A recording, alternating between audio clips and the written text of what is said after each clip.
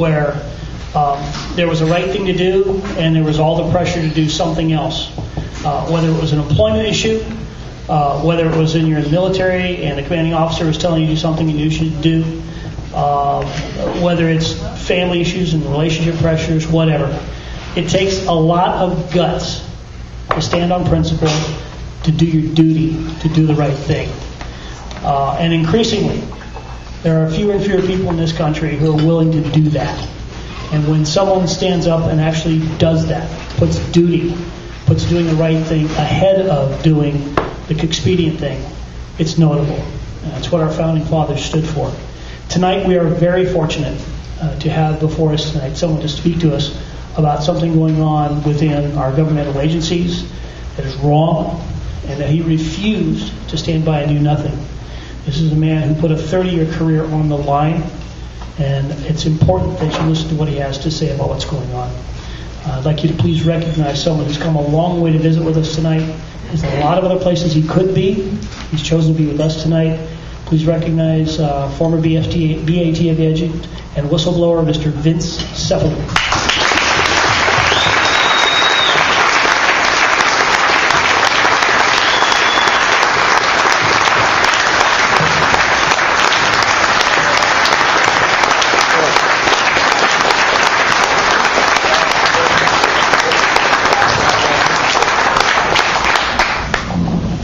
Thank you. That was really not necessary. I want to apologize right up front. I've done a lot of traveling. This week I was at the Brian Terry Memorial fundraiser for the Border Patrol agent who was killed with the guns that started this entire debacle, and I'm just a little spent. But if you can hang in there, I will too. My name is Vince Cefalu. I'm a special agent, currently a special agent for the Bureau of Alcohol, Tobacco, and Firearms, and I intend to stay that way. Much to Eric Holder's my lawyer says I do need to state that I'm here acting as a private citizen and as a whistleblower. We're done. Yeah. Before I start this roller coaster here, go ahead and fasten your safety belts, because I'm going to tell you the good, the bad, the dirty. I would like anyone who's inclined to take one moment of silence and/or send a prayer to the family of a Vallejo police officer who was killed today in the line of duty.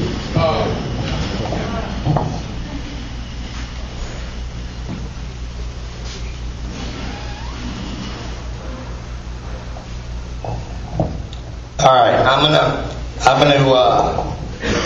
put these on, not because I have to, because I want to. We're going to start here, and the reason we're going to start here, and the reason I have paper, is because you cannot make this up.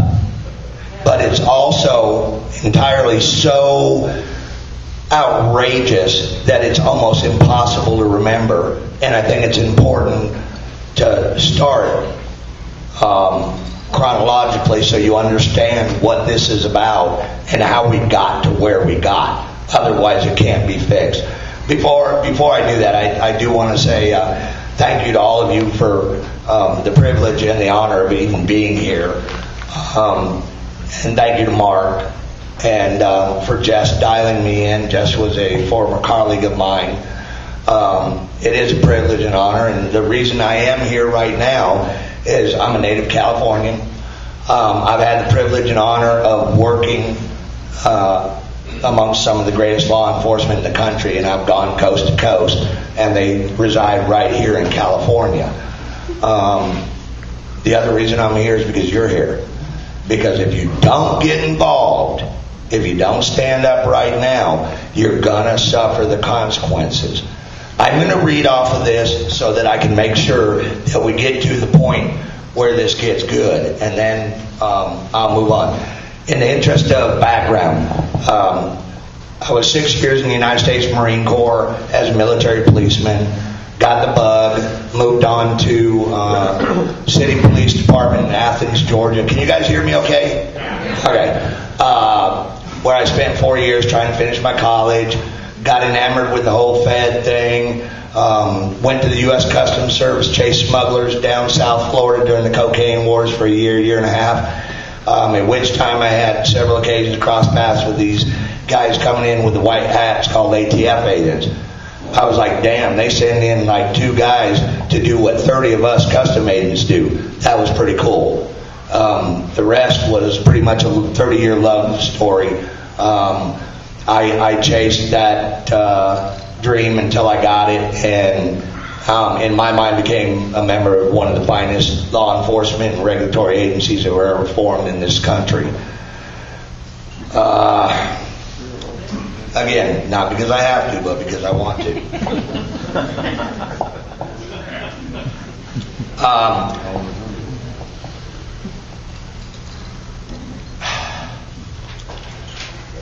I'm a whistleblower. All right, I'm not proud of that fact. It was not by choice. That term itself, in and of itself, sort of brings with it the moniker of disloyalty and dishonor within the government, within a bureaucracy. The only thing I regret about having come forward is that I stood back and watched what I saw going on within my agency. And make no mistake, my concern is with my agency. You pay me to be an ATF agent. You don't pay me to hold the Department of Justice accountable, the President of the United States. That's above my pay grade.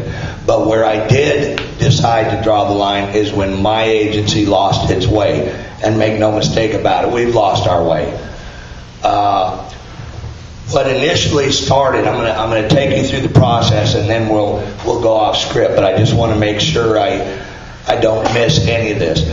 This all started for me about 6 years ago, wherein my agency, my field division, the San Francisco Field Division, put me in a position to ignore the Constitution, to ignore the oath I took, and backed me into a corner to acknowledge an oath to my agency, to my leadership, as opposed to where I actually took the oath to the Constitution and to the people who pay my salary and give me my authority. It was a quandary. The details are irrelevant, but it was significant enough that one side or the other was going to win. The true constitutional protections or an out-of-control law enforcement operation. I chose to not go with the unlawful practice that was being put before me. I was a case agent, presumably in charge. It was a struggle. For years I had watched this building. We've been without a director. We've seen the firearms laws and the Second Amendment manipulated from within the agency, within ATF. Understand this right now. I really dig the GS2AC. That's kind of a cool moniker, so I don't have to say the Golden State Second Amendment Council. But I don't care. The reason I don't care is you pay me not to care. I don't care what the laws are or what Congress does or doesn't do. I merely enforce them. I don't have an opinion. If I do, you'll never know it, because that's what you pay me to do, not for or against. What began happening is without sound leadership and with political pressure, without sound leadership, our agencies began getting manipulated. Just in the way of background, so you know. So this was occurring on a local level, purely individually with myself. I was confronted one night when this came to light, and I was told, do it, be a team player, or you'll wake up tomorrow in North Dakota as a tactical operations officer, which quite frankly is a shit job in my agency. A sucky job, I meant. My jaw dropped, and my supervisor said, and they're very serious about this. The problem was this was a high enough priority investigation and a high enough abuse of authority that it caused me pause. By the time the telephone call ended at 8 o'clock that night.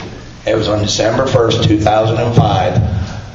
I was struggling. I'm surprised I didn't wreck on the way home.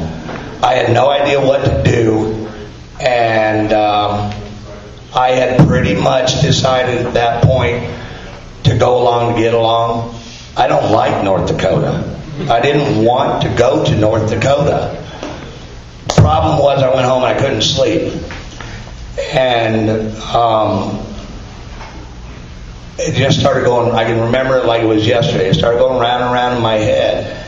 And one time my 10-year-old son had confronted me and told me in his infinite wisdom that, Dad, you know unchecked power corrupts. Yeah. So I spanked him and restricted him. But then I realized he was right. That kept going over in my head that night. And I had to make a decision at that point. And I made the decision, and I don't regret it. The problem is I didn't make the decision until it affected me. I had been watching this nationwide. I've been around this place for 100 years. There are probably a handful of agents more senior than me.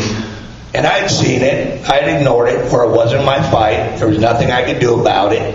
And in most cases that was true, but in some, I had the opportunity or the authority to get involved, and I didn't. And for that, I'm ashamed. I sat back for my own comfort, my own well-being. It was fat times for everybody, for all of you as well. Everybody's rocking along. Everybody's making big money. We have huge budgets in ATF. We're doing press releases. But slowly but surely throughout our inner circle, the agents, the field agents, we were sensing something was going horribly wrong.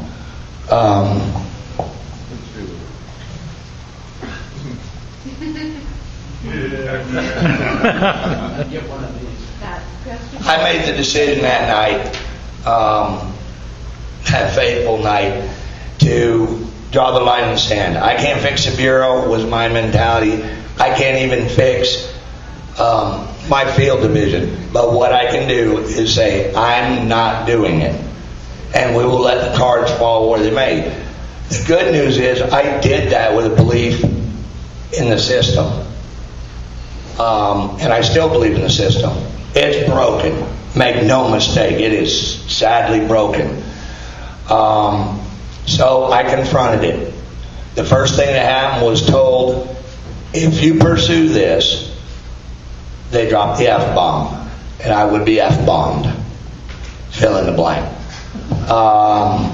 It's like, really?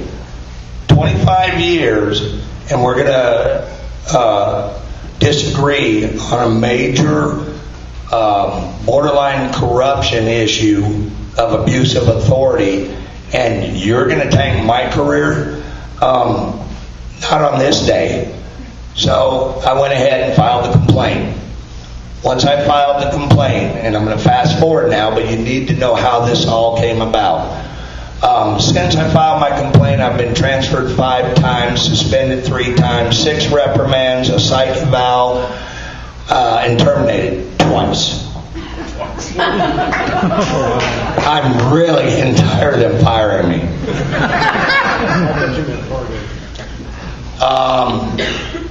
And what occurred when all this was going on, again, I've been around forever. I know everybody in this agency. I know where the bodies are buried and the skeletons are buried. This is not how we do business. And I know many of you in here, when the cocktails start flowing for me too, are going to disagree and challenge that aspect. But I've lived this Bureau for 25 years, and we don't do business like that. We are looking at the actions of a select few that have turned public service and an honorable mission. Keep in mind that ATF is one of the few agencies that is mandated by the Constitution. Our laws, no other agency, federal agency, is anchored in the U.S. Constitution. It might be 2 or 3 generations removed, and you can tie it back to the First Amendment or the Fourth Amendment, or ours is solely ingrained within the Constitution. We have a higher calling and more responsibility than the FBI, DEA, Secret Service will ever know, because we control and administer and regulate the firearms industries. So as this is going on, a great outpouring of support came. All right, it's time. We'll just go off script. I can't read that in. I can't see it. I don't even remember what I wrote. They're probably lies. All right, so check this out. So immediately my phone starts blowing up. My emails, my texts. What's going on here, Vince? This is outrageous. Yeah, tell me about it, buddy. My family's getting tanked. I'm getting tanked. My career, my reputation is getting tanked. And it's right here in black and white. So I started becoming aware of the incidents across the country. How many people in here have met or heard of or read periodicals produced by Len Savage? Firearms, the guy's a mega mogul in firearms. He's like the gun guy of all gun guys. He reaches out to me. I knew Len from when I was an agent in Atlanta. And Len and I had to do business. It wasn't always pleasant, but we had to do business. From my experience, Len was a stand-up FFL and a manufacturer, and he couldn't believe. So he started sharing information with me. Excuse me, sorry, I just came off the road and had some Jack Daniels. All right, I had some Jack Daniels. In a minute, this will get ugly enough. We don't need to pour fuel on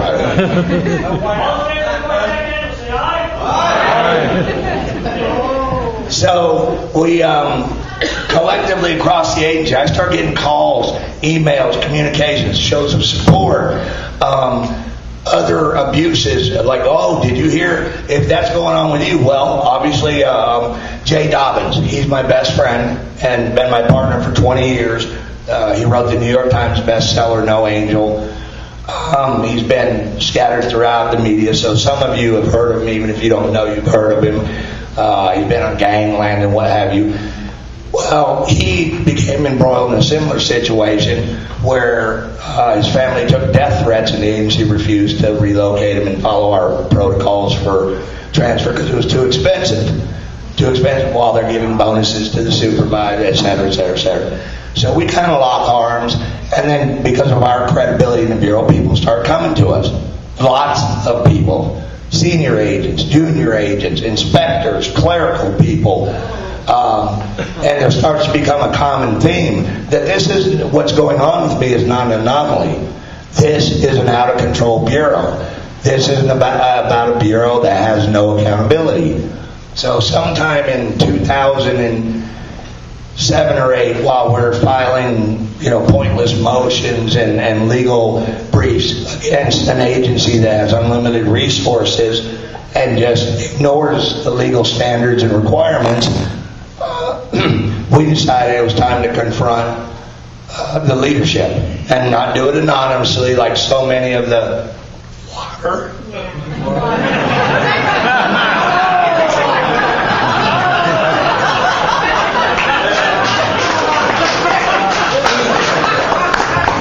Sorry about that. That was embarrassing. Don't tell anybody, please. If any media's here, please don't show that. I have a reputation. So, we're not even at the foolishness that we're getting ready to get into with Fast and Furious in this debacle.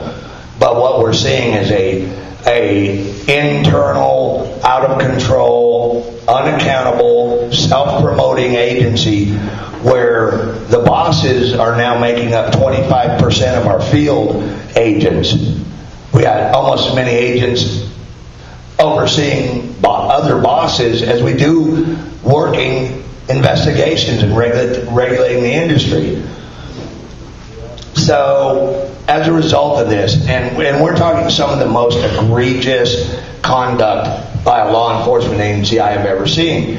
We're talking creating false documentation to support their positions. After 25 years of outstanding or exceeds fully successful evaluations in 1 year, actually 8 days after I filed my first complaint, I was retroactively determined to be unsuccessful. And this was common.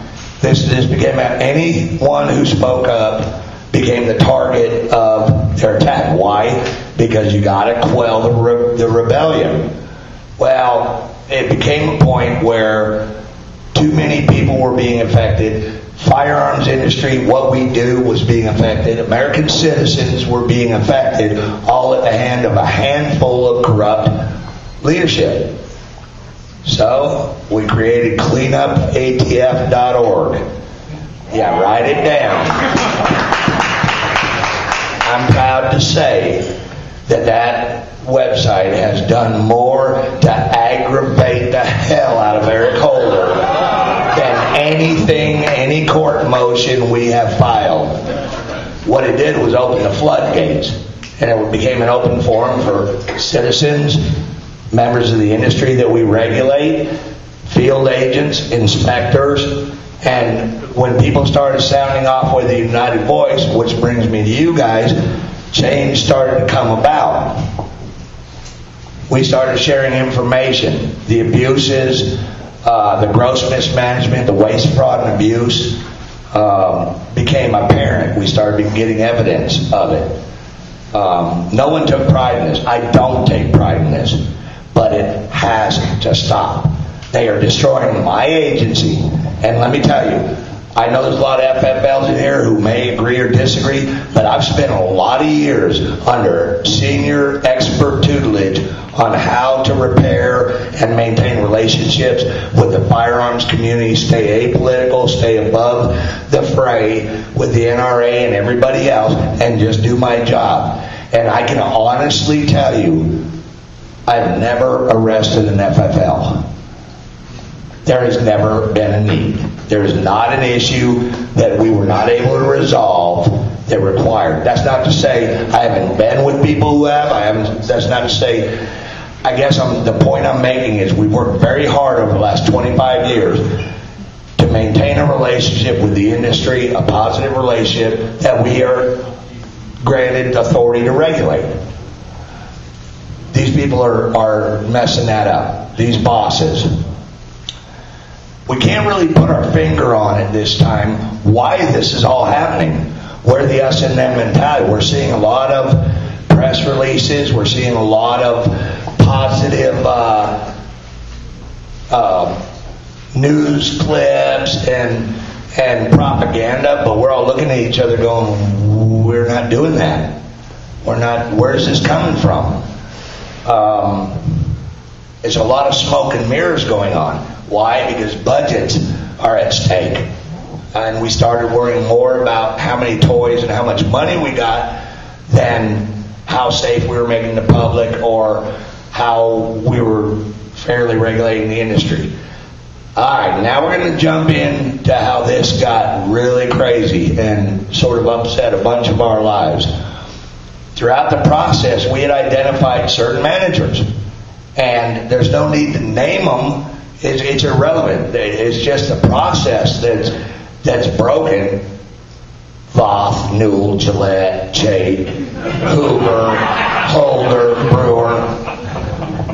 Okay, there wasn't need to name them because it made me feel good. But what had happened, to try to give you a visual, try to stay with me here because I don't do this for a living. As this information is coming in, we're compiling documentation of what's broken and how it's broken. And right down each directorate, we're saying, this is broken. We are not doing what we are funded to do, what we are mandated to do, what we are required to do by the Constitution, what we're required to do by law. They wouldn't listen. They began to crank down on those who were speaking. Again, enter Cleanup ATF. The media took notice. I did the CNN piece well before Fast and Furious. We put it on the table. Why is that significant? Because if they'd addressed it then, if they would have held these people accountable then, I wouldn't be here tonight. There would be no Fast and Furious.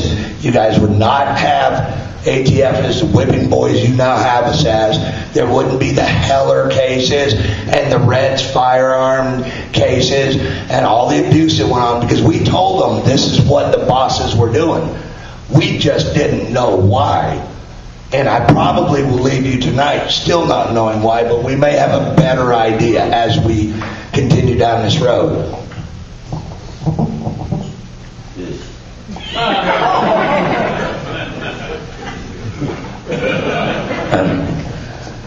All right, so as a process, we start identifying, and we're talking pockets. We're not talking widespread, but we're talking corruption.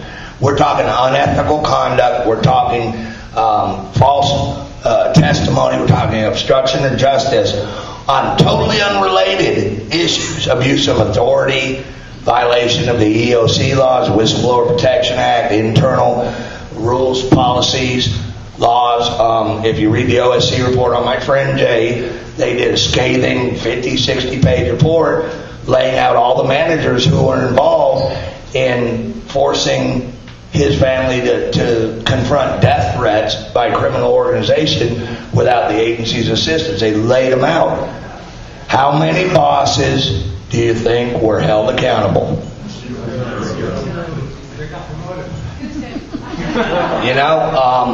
I hate to state the obvious, but without accountability, hey, everybody makes mistakes. Nobody was looking for their heads on a platter, but we're talking egregious, outrageous, knowing and willful violation of federal law, federal policies and law, and they were not held accountable. Their careers were not slowed. We were having failed programs within the Bureau.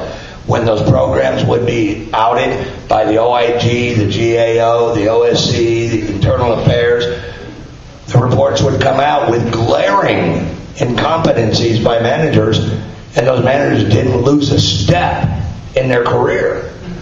That, in any other company or agency in the world, failures do not result in promotions or advancement.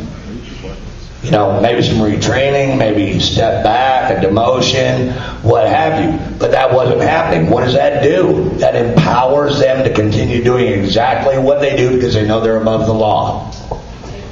Now we're getting to the good part. I get a call in September of 2010, and I hear something that absolutely, in my mind, is black helicopters and lining your house with tinfoil because Big Brother's looking in on you. I laughed. I said, "You're a moron. Don't ever call me again." And it was Jay, my best friend. And it was that some component of ATF was actively walking guns to the criminal element. It was laughable. We don't do that. I don't know, as doctors would not take out or do needless surgery, or male people would not throw away your mail out of laziness. We don't walk guns. We do not ever walk guns. I was wrong. I reached out to some people in Phoenix, John Dodson being one of them. How many of you have seen the testimony before Congress on some of the Fast and Furious stuff? If you have not, Google it up.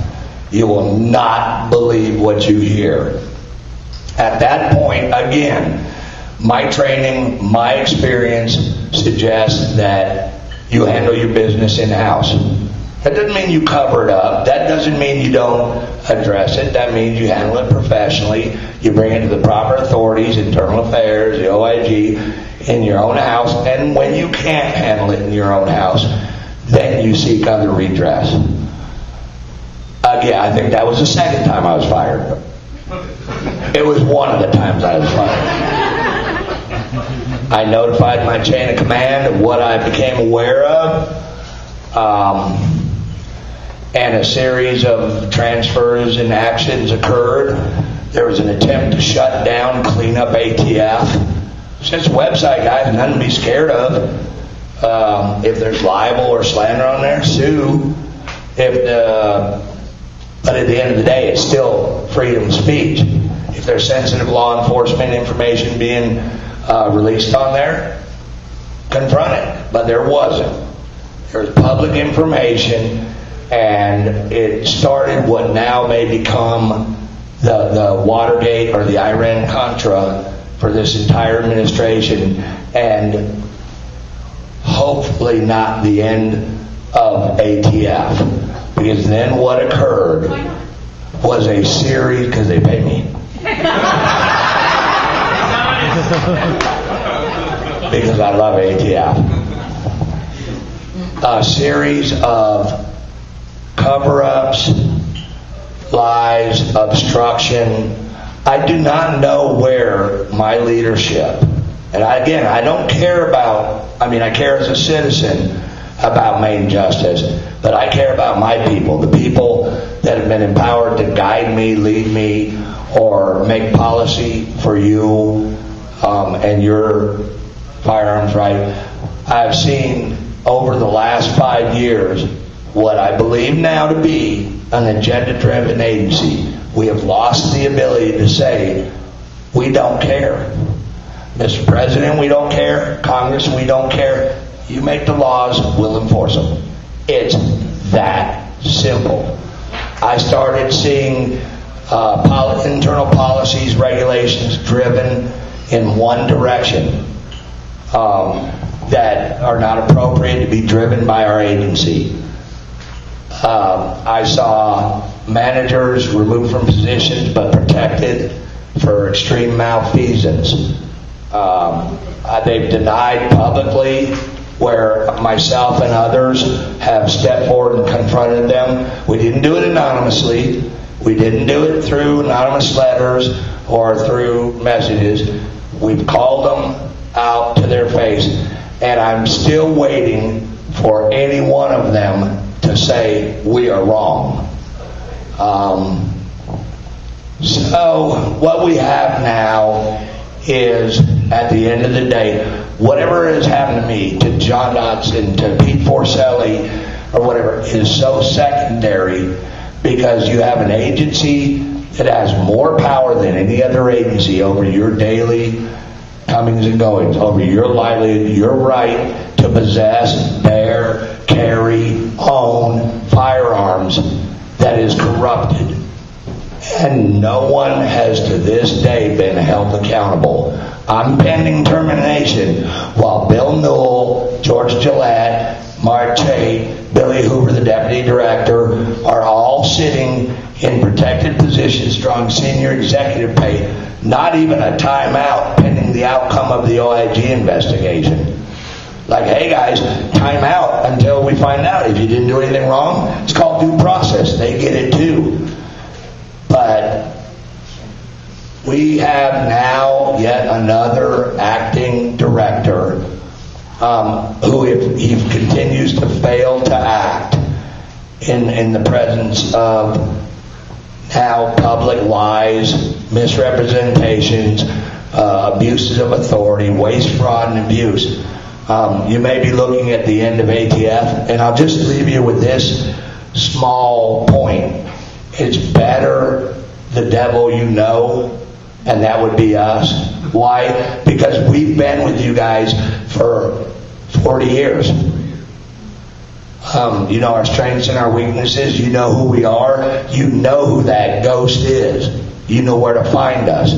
The last thing you want is to have these gun laws in jurisdictions scattered in Homeland Security or the Department of Justice. Good luck with that, because you can't even hold us accountable. What are you going to do with Big Brother? I would highly encourage you to go to cleanupatf.org. Let your views be known. let the facts be known. 48 congressmen now have come out for Eric Holder's resignation publicly, which I think is absolute. Either he knew and did nothing, or he didn't know and he's incompetent. Those are your options. And I take no pride in publicly vilifying our Attorney General. I promise you. It almost feels un-American, but not as un-American as 2 dead Border Patrol agents and over 150 Mexicans that were referred to by my peers and my seniors in my agency as broken eggs to make an omelet. That will never fly in my world.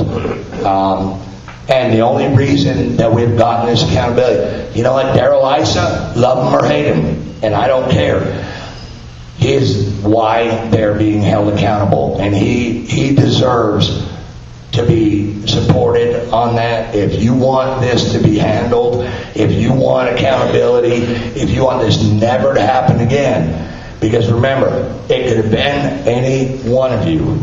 It could have been me. And I am daily reminded when I wake up, because of this nightmare I've been forced to live, that, you know, I'm going to hear that call one day that not a Border Patrol agent, not a DEA agent, but an ATF agent was killed with a gun we knowingly allowed to walk across the border into the hands of known cartel members. So I would ask that you continue doing what you're doing. If you have free time, if you have a choice of watching a football game or sending your congressman a letter demanding an end to it, confronting some of the foolish and reckless abuses heaped on the firearms owners of America, the industry, now might be a good time to do it, because it's not going to get any better. It's been exposed now, so the ball's in your court. I've done what I can do. Darrell Issa, Charles Grassley have done what they can do. It's my understanding that there's a high probability they will appoint a special prosecutor after the first of the year. Nice. Now, I think everyone can collectively agree that internally we have lost the ability to police ourselves. And therefore the Office of Inspector General is not going to do an impartial investigation directed at their boss. And I think it's time for it to step outside. This is not about payback. This is not even about accountability. That's not my job. That's the Congress of the United States. It is about stopping it now, ending it now, and getting back to what we do as Americans, and that is live freely within the parameters set by the Constitution. I'm going to stick around. I'm going to answer any. We'll open it up for questions right now, because my answers get a little like scrambled after a couple of Jack Daniels. So we'll get the real serious ones out of the way right now. I know I blew over this, but there's so many angles to this. Yeah, go ahead. I've got 2 questions. One, how did Cheryl Atkinson get the... I didn't call it Cheryl Atkinson. CBS News. How and why was the exposure of Fast and Furious done by them? And the other part is... I didn't say I called Cheryl Atkinson. No, I didn't. I'm wondering how that came about. I didn't say I called Cheryl Atkinson. Marty, how many more times do you want to... Second question. Why has the federal prosecutor sealed the court records in the investigation to... Into Brian Terry's murder? You're right. That is an anomaly that I have spoken with the attorneys for Brian Terry's family. I was really honored and privileged to be with the Terry family this last week during the memorial. What a great family. What a great kid. Just one of those devoted to God, country, apple pie, good at his job. It was tragic that we have to own some of that. There's not a lot of explanation. I have yet to have an attorney, and we have several in the room. Sorry about that. It's not my choice. That has been able to explain, because in my almost 30 years of experience, I've never seen an entire court file sealed. I've seen sensitive portions. I've seen Privacy Act protected portions. I've seen law enforcement or classified information protected, but to have an entire file sealed, I promise you this, it won't remain sealed. But there's only one explanation in my mind why that was sealed. What's so secret? It's a murder of a border patrol agent. We have murders of cops every day in this country. Why aren't we sealing those? Because the election's coming. And there was coming. no reason given, like national security, it was just sealed. There is no justification for sealing an entire record. The election's coming. Exactly right. Thank you. No, you're a lawyer. I'll get to you, man. I'll get to you, brother. So what do you think ending the drug war would do to the Mexican cartels? That's why they're so pushing what they're doing, because the drugs are illegal and very, very profitable. What was your opinion on that? I not wanting to skirt the issue. Again, that's above my pay grade. Whatever they say the law is what I do. When and if I run for Congress, I'll give you my opinion on that. And I'm not being evasive. The drug war has been going on, quote, drug war. You can call it whatever you want. We've got a problem with drugs coming in the country and our people using them and paying for them, and it creates violence. It always has and always will. I was in South Florida during the cocaine wars. You can't just ignore the fact that drugs bring violence, regardless of whether you were to decriminalize it and lower the price. It's always going to bring violence because it's drugs. That's what drugs do. And that's just an opinion. Would it help? Are there other solutions? Yeah. Take it up with the politicians, though. Because if I have my choice, I can deal with the cartels. Because you know what? They're bringing back the Dark Horse Battalion, 5th Marines from Iraq, I hope, in December. And them boys need some work. And I guarantee you they know how to rock and roll just like the cartels do. Yep. Yes, ma'am. Yeah, quick question. The Mexican government obviously is probably pretty pissed off about their people getting killed. So is the Mexican government making a push to indict ATF? That's a great question. There has been public announcements by members, not a collective group, but members of the Mexican Congress or their Department of Justice, saying, hey, if we'd have done this to you, you'd be extraditing these people to our country. They conspired to commit murder against the Mexican people. They conspired to traffic in firearms. They violated their oath of office. There's 1,000,001 violations of Mexican law that they created. We have a bunch of dead civilians because of the actions of ATF law enforcement. Enter the rub. You don't want to talk too loud and too bad about the American law enforcement people whose government is giving you $10 million to fight your drug war. It's a State Department issue. They are outraged and they are demanding some accountability, and that's why I believe in our system. At the end of the day, it's slow, it's cumbersome, it's not perfect. But even if it's for the wrong reasons, I think the right thing is going to happen with the people who are responsible for such an outrageous proposition as Fast and Furious, because they've got to appease the Mexican government, or at some point everybody in the Mexican Congress or the Department of Justice can demand it. If you're not going to do something about it, we are. What do you think the Mexicans would do if they get keep that? If you were the Mexican government and you got stonewalled, what would you do? You know what I'd do. All right, lawyer, get it out of your system.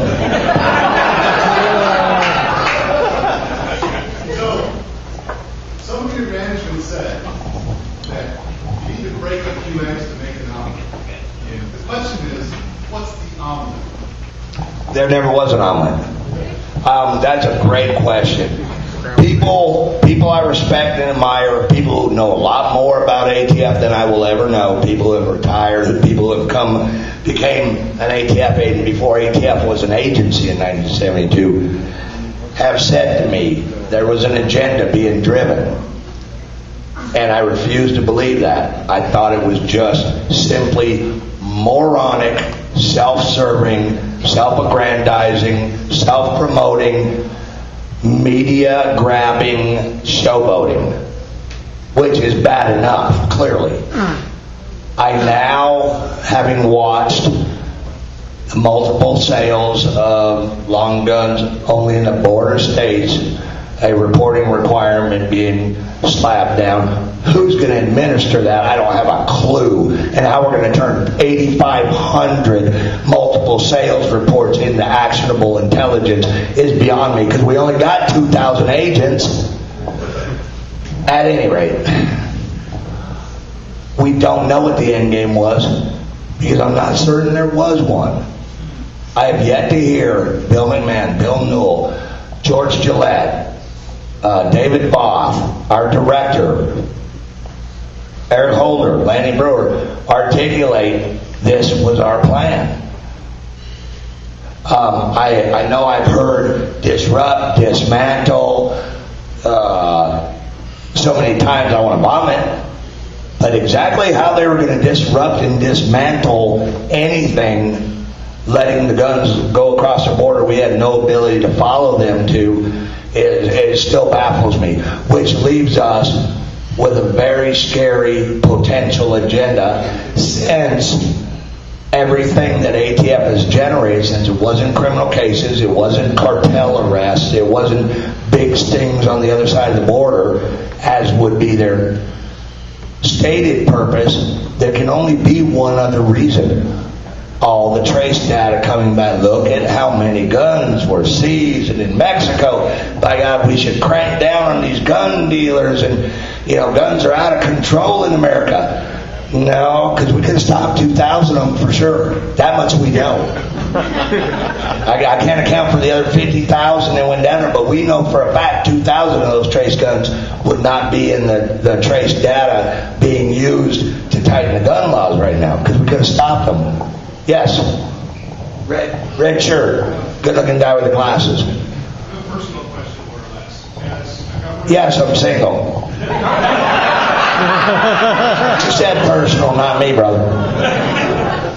As a government employee, how did you decide when enough was enough, that you were willing to go against the media, your own friends, your own co-workers, your own agency, everything you believed in, to make a push? And second, how did you work up the courage doing what you were going up against to do that right thing? Well, I probably left out a key element of that process when I was trying to fast track through the story to get to what you all wanted to hear about my knowledge of Fast and Furious and the shameful conduct of my agency. First of all, I want to go back up real quick and I'll answer your question. This would not have happened in the old days. My supervisors, my ASACs, my SACs, my division directors would not have allowed this to happen. They were professionals and they took their job serious. And although I have allowed that maybe somebody would raise their hand in a brainstorming session when being confronted by Congress and the President, like, what are you doing to stop the guns to Mexico and all the violence? I could see where somebody might raise their hand. But in my day, he got knocked out of his chair for even mentioning such a concept. Going back to your question, there was no secrets here. And I can't really tell you what caused me to go public and what... It was just a personal decision, but there were no surprises here. I went into nothing that has occurred to me, or those who have attached themselves to me or supported me. be it the Dodsons, Forsellys, the Darren Gills, the attaché in Mexico, and what have you, was a surprise. They have not surprised me one time. They hand me a suspension, I throw it in the trash. They hand me a reprimand, I throw it in the trash. They hand me another termination, I throw it in the trash. And I'm like, guys, my arm's getting tired. So it was the only decision to make. You know, it's one thing to, you know, not address one of your fellow law enforcement officers having a little too much to drink and driving home, what have you, as maybe inappropriate as that may sound, or you know, cutting out of work early, or what are the various things that, you know, we in Thin Blue Line overlook because of the stresses of the job and the amount of hours people put in. We kind of give each other a pass on. But there was no gray area on this one for me personally. In fact, the hesitation I had when I went home and I resigned myself not to confront it, I knew when I said, all right, let it go, Vince, because this is going to be bad for you, for your family, for your mom, for your dad, possibly for your friends and peers in ATF. You're going to create a shitstorm. Even when I resigned myself that night to not confront, I knew I was going to. I just had to see my kids. I just had to look at them and decide, you know, is everything I've told them a bunch of crap, or is it, you know, how we're supposed to try to be? We don't always get there, but we should at least always try to defend the Constitution and mean the oath. And I always told my kids, be a good criminal or be a good cop. You can't be both. Yes, sir. Vince, was there a third gun at the Terry murder site? And if so, what's the significance of it not coming to light? I believe there is. I believe there was. My personal information is that there was. It's a simple fix. Someone under oath needs to raise their hand and say there was not one. Because to date, the only one I've heard say anything was someone who was not under oath and putting it in writing that there was no third gun at the Brian Terry scene. However, I have heard firsthand accounts that there was. And what the significance is, I've heard, I don't want to speculate. That's where we get in trouble. It's bad enough. Trust me, we got enough to beat up on the Department of Justice, Obama, ATF, all my bosses, on that we don't need to make stuff up. I don't know for sure what the significance is, but it's significant or we wouldn't be hiding the fact. It's that simple. Yes? Can you tell us, the people that were above you that you mentioned, were those people like career ATF or were they like appointed political? No, these are all career ATF agents. That's what makes it so untenable. Many of these guys went through the academy with me. Many of these guys I've worked, you know, Ruby Ridge, Oklahoma City, Waco, the Major, the Unabomber, the Scent Bomber.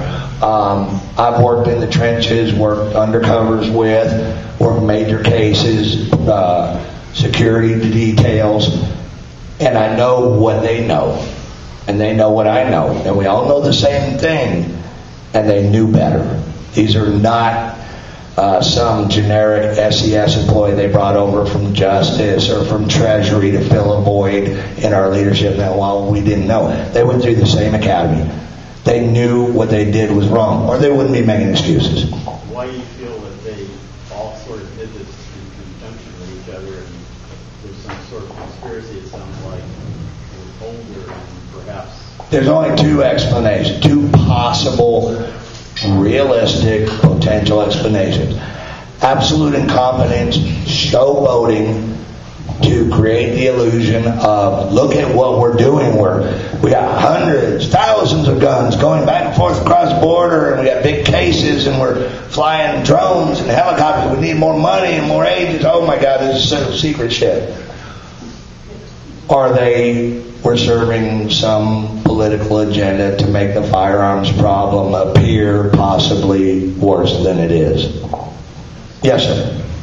I hope cleanupatf.org has a glossary of terms, but you've mentioned some acronyms. GAO is General Accounting Government Accounting Office, or General Accounting Office. which is the federal auditor. Correct. They audit You most. said OSC. Office of Special Counsel. They have jurisdiction primarily, but not exclusively, because I'm not a lawyer. Ask the lawyers. Over whistleblower reprisals, waste, fraud, and abuse, gross mismanagement. They investigate those violations of senior management when people like me make the allegations. Is that for the federal government or just the ATF? No, that's for the federal government. Okay. You mentioned OAG. OIG, Office of Inspector General. Okay, IG. Okay. And internal affairs, is that internal affairs for? Within ATF. Okay. Yes, ma'am. In my opinion, it seems that our government, our current government is totally out of control. Can you give us some ideas of how we can change this without a revolution? In 100 words or less. I can't even fix ATF, and we're only 5,000 strong. I will tell you this, and it hasn't been fun, and it's stung, but me and a core of guys and gals, a very small core, said it ends now. This is not what ATF is about. This is not what the guys who preceded us were about in building this agency and building the respect and the dignity and the successes. Believe it or not, there have been a lot. This agency has done a lot for the American people. That handful of people now has Eric Holder having to change his story about once a week. And I don't take direct credit for that, but I'm going to take a little bit because I was one of those people. But see, our stories have never changed because the truth never changes. The only thing that ever changes are the lies.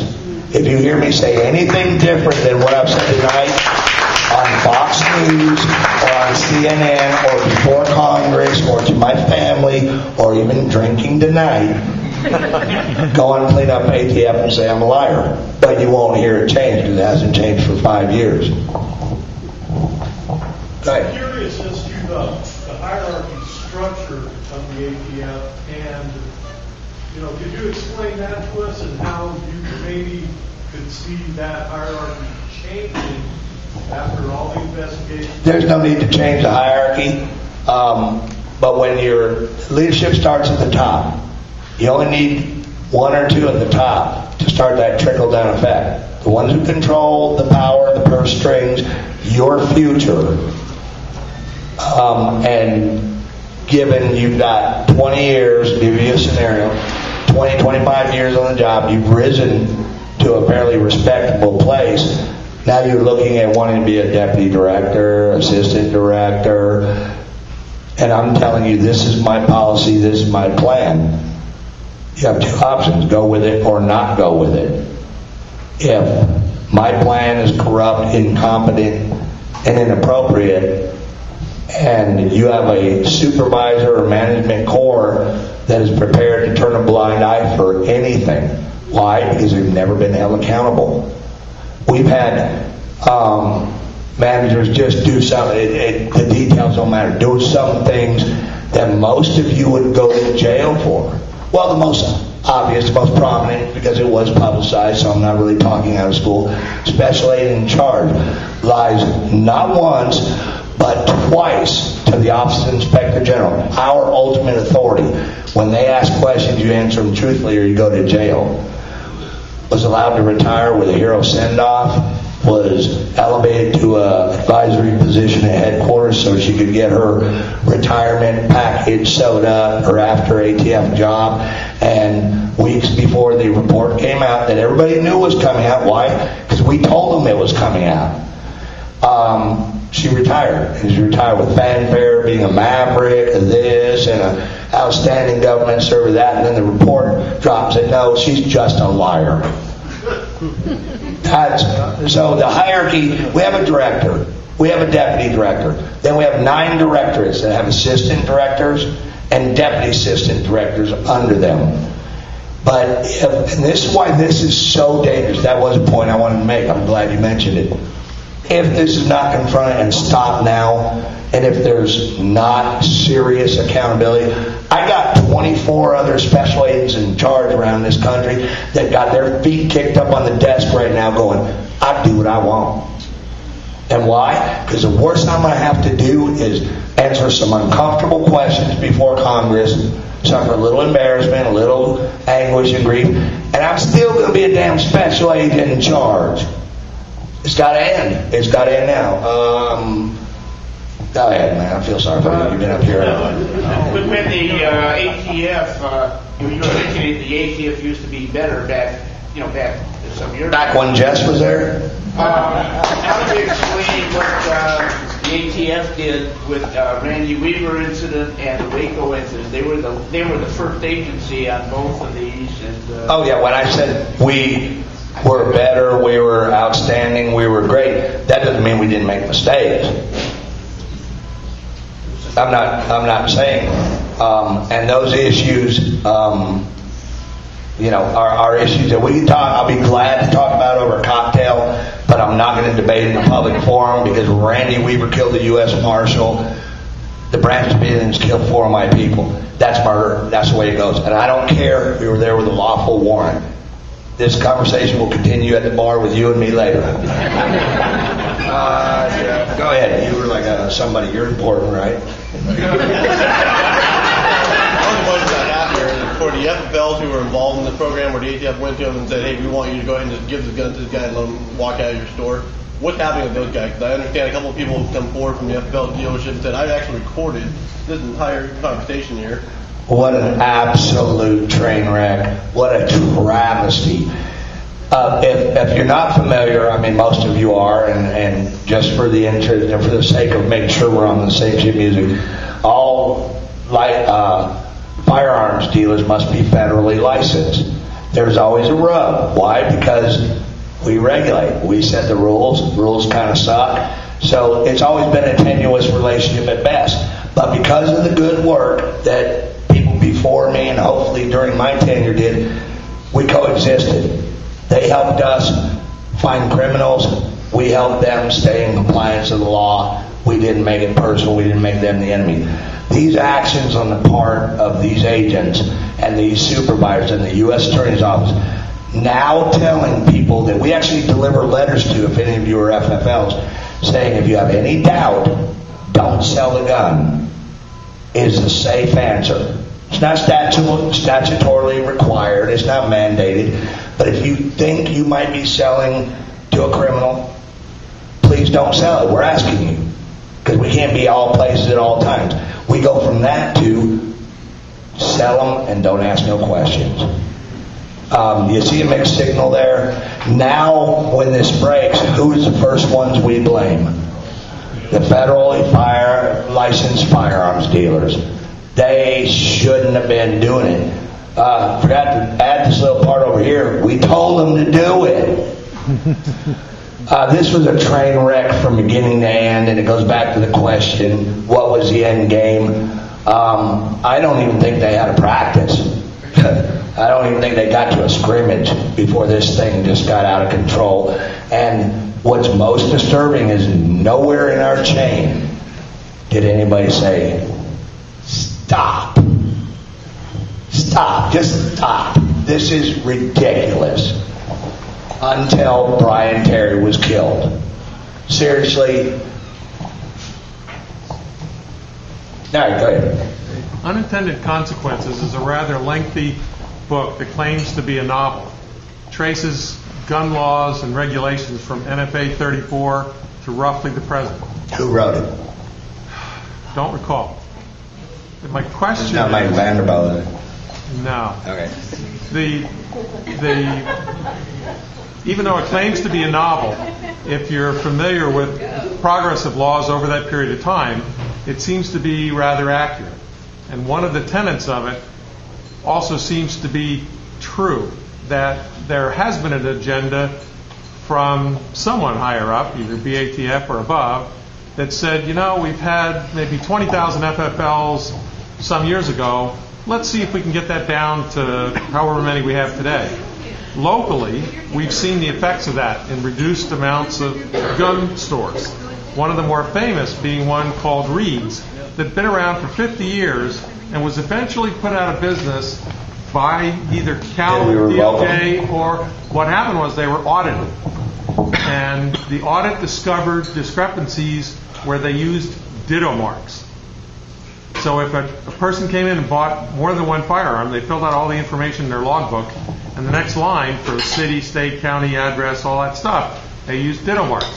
It wasn't apparently statutorily against the rules. Nonetheless, the 70-year-old brothers that owned it were confronted with a choice. They said, the only thing I can tell you in that, rather, so that everybody can get to like winning guns and drinking, because I ain't going nowhere. I will stand around until you guys get tired. There are anomalies. Is there a concerted effort to reduce the number of FFLs? I do not believe so.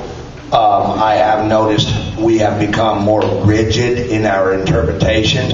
But in saying that, I have also seen, because of the pushback from the NRA, organizations such as yours, support from Congress, that we've slowed our roll a little bit on that, and that the Gun Owners Protection Act of 2009 or whatever, or the ATF Oversight Act, whatever they're calling it, to slow our roll in being so quick to put gun owners out of business on technical violations has been introduced. So there's progress, and if that, I don't see it, I don't believe it, I don't know it to be true.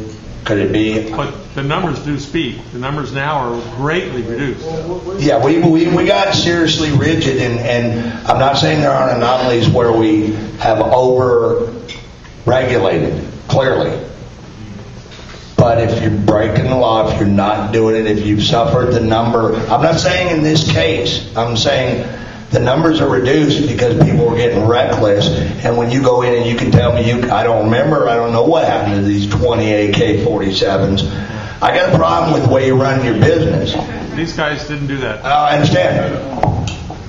My understanding is that during the Clinton administration, there was a law that was passed that raised the minimum or the maximum number of firearms that you could transfer without being an FFL, and that they increased the FFL fees, and that caused a great drop. Never heard of such thing. Doesn't mean it doesn't exist. Never heard of it. Okay. All right, time to drink. Time to win guns.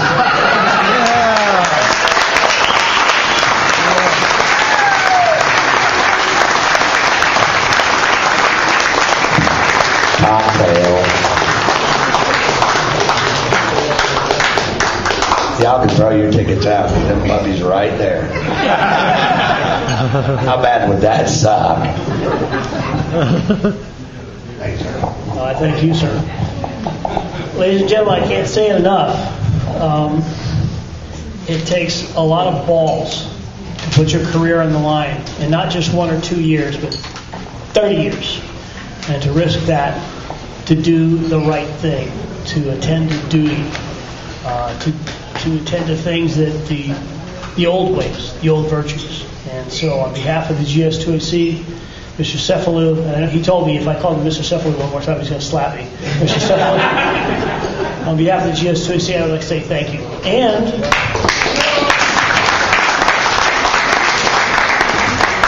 on behalf of the GS2AC, I have a little something for you. Nice. Careful, it might be class 3. Now, believe it or not, gun people are not necessarily knuckle-dragging, organic beer, or not, generic beer drinking clowns. Some of us are.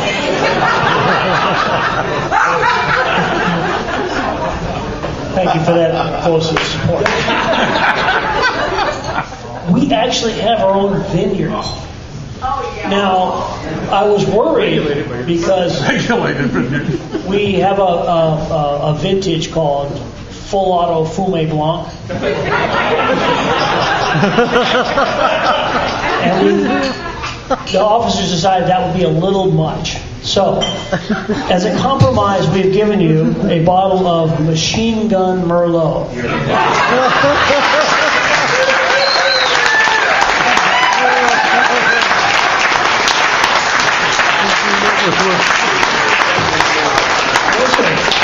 That is from our GS2AC vineyards. These are hand-picked by members of this organization,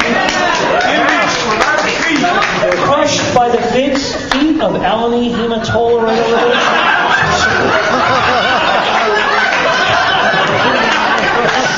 Only done in between reloading magazines. That is awesome. That is awesome.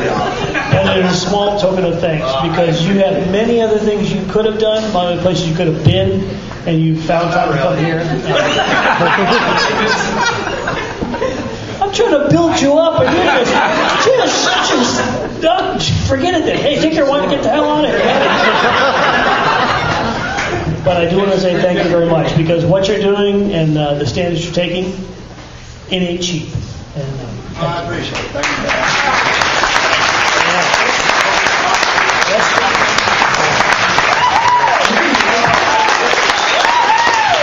Ladies and gentlemen,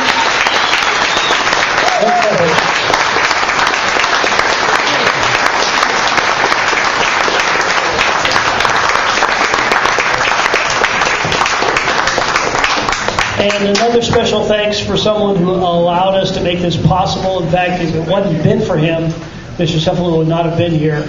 Jess, many thanks.